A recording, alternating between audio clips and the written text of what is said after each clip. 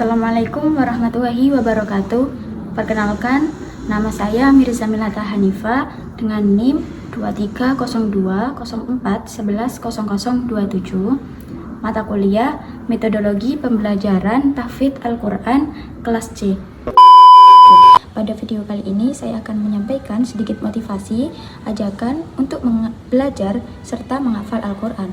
Di zaman sekarang, kita hidup berdampingan dengan handphone, media sosial, dan berbagai kesibukan yang sering membuat kita lupa untuk meluangkan waktu. Banyak dari kita lebih sering memegang handphone dibanding membuka Al-Quran. Padahal, Al-Quran adalah pedoman hidup yang seharusnya selalu dekat dengan kehidupan kita sehari-hari. Menghafal Al-Quran memang bukan sesuatu yang mudah. Kadang kita merasa malas, capek, atau bahkan merasa hafalan kita lambat dibanding orang lain. Tetapi perlu diingat bahwa esensi menghafal Al-Quran bukan tentang cepat atau lambatnya hafalan, bukan tentang kuat atau lemahnya hafalan kita, dan bukan juga tentang terlihat keren atau tidak saat menghafal.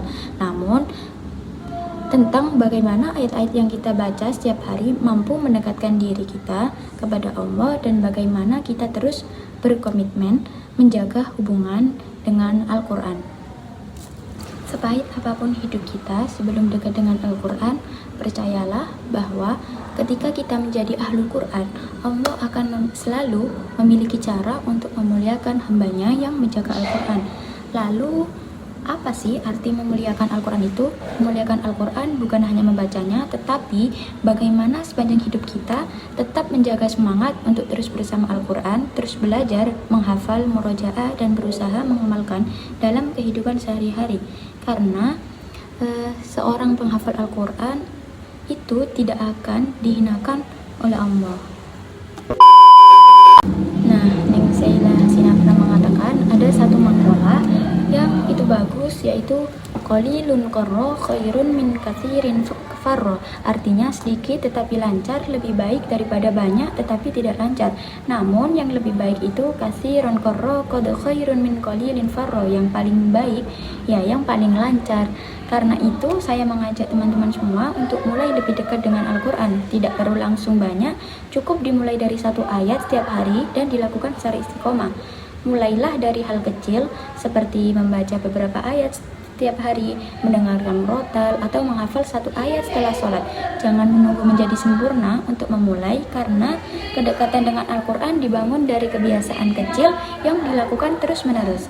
Di tengah banyaknya distraksi media sosial dan godaan untuk bermalas-malasan, tetaplah menjadi orang yang memilih meluangkan waktunya untuk deres dan menjaga hafalan, karena setiap huruf yang kita baca dan kita hafalkan akan menjadi kebaikan dan jalan untuk mendekatkan diri kepada Allah. Nah, menurut saya ada beberapa strategi dalam menghafal Al-Quran. Yang pertama itu meluruskan niat karena Allah. Nah, dengan niat yang baik kita akan lebih semangat dan lebih sabar dalam proses menghafal. Yang kedua, memilih waktu yang tenang dan nyaman, misalnya setelah subuh atau setelah maghrib, karena pada waktu tersebut pikiran biasanya lebih fokus. Yang ketiga, mengulang bacaan secara terus-menerus. Semakin sering diulang, maka hafalan akan semakin kuat. Yang keempat, memperbanyak murojaah atau mengulang hafalan lama agar hafalan itu tetap terjaga dan tidak mudah lupa. Yang kelima, membuat target kecil tetapi konsisten, misalnya satu ayat setiap hari, karena sedikit demi sedikit jika dilakukan terus-menerus hasilnya akan menjadi besar.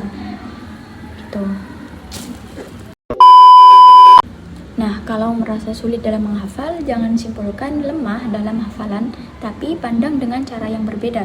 Boleh jadi dengan sering kita mengulang ayat, itu banyak pahala didapatkan, kata Nabi, dan pahala itu yang menutup kekurangan di masa lalu. Setelah itu, mudah bagi Allah untuk menanamkan Al-Quran dalam jiwa kita dalam hitungan masa yang sangat singkat.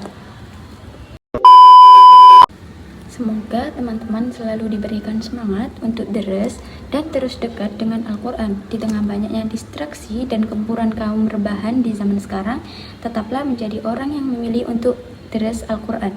Mungkin itu saja yang dapat saya sampaikan. Semoga beberapa motivasi, ajakan, dan strategi yang saya sudah jelaskan tadi semoga bermanfaat. Sekian dari saya. Wassalamualaikum warahmatullahi wabarakatuh.